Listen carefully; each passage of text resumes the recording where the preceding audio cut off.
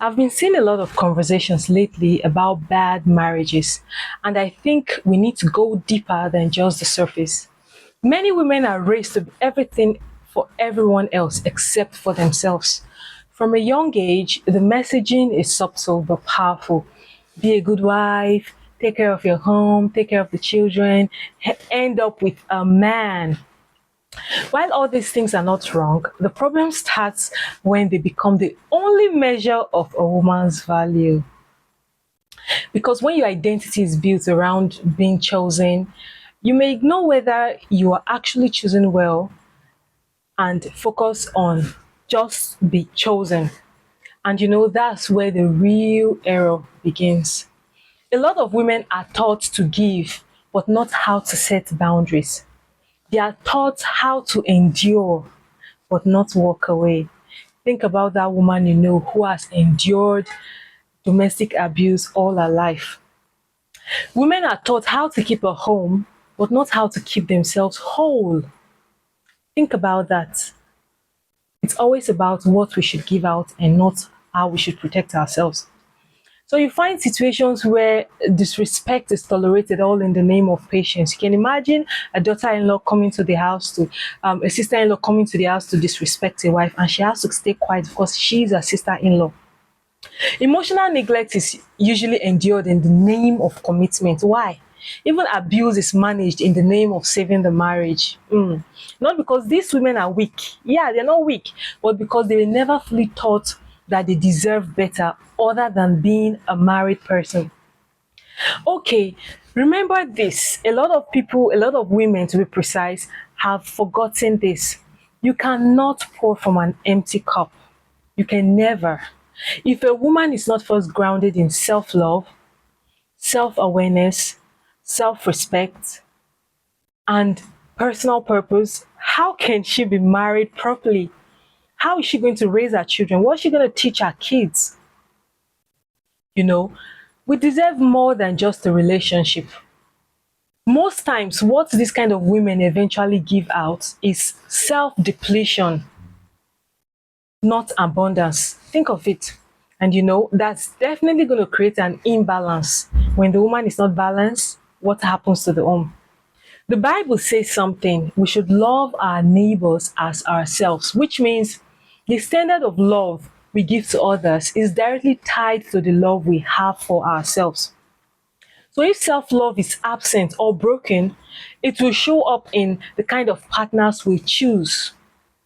Yeah, the red flag we ignore, the treatment we accept, the silence we maintain. This is not about blaming women for bad marriages at all. Most times, it is not both parties' fault. It's just an imbalance. Remember that. This is about correcting a system of upbringing that prepares women to serve but not to stand for themselves. A woman should be raised to understand that she is first a complete individual. She is a whole human before she meets any man. She's a whole human. She's relevant in her own self before a relationship comes. And our worth isn't tied or validated by any kind of marriage.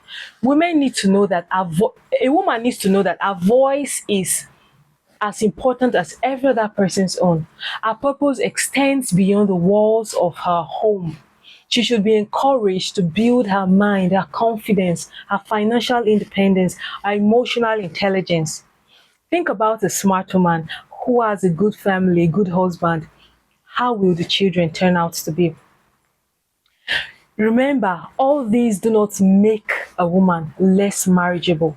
They make her more aware, more grounded, and less likely to lose herself in the process of being married. Let's also be clear on this. A healthy marriage is not built on sacrifice alone. It is built on mutual respect. Yeah, when two parties respect each other, when they love each other, when they share their responsibilities, when there is a sense of emotional safety, when there is accountability on both sides, not one person constantly adjusting while the other person remains unchanged. Marriage is for two people, not for one person to be to be without responsibilities while the other person has it all on their heads. When a woman understands her worth, she does not just give love, she gives it from a place of fullness. And she also knows when it is not being reciprocated. She knows when to stay and she knows when to leave, because love should not cost you your identity. And marriage should not require you to disappear. That's very important. I thought about this today. Marriage should not make you vanish. Oh. You came to this life single, mind you. When you are whole on your own, remember this, you do not enter relationships to be completed. You enter them to share, to grow, and to build with someone and not for someone. That is the foundation many of us were never taught. Can you imagine doing away with this kind of thoughts, you know? We need to start having this kind of conversations early enough. This is one of the reasons why you see a lot of men out there saying women of nowadays, blah, blah, blah, blah, blah. What do you mean by women of nowadays? Your mothers took the blow, they took nonsense, doesn't mean the women of nowadays should do the same thing, okay? Marriage is not a do or die affair, it's for two people. There is no marriage without two parties being involved. So if it involves two people, the responsibility must be for the two people involved and not for one party.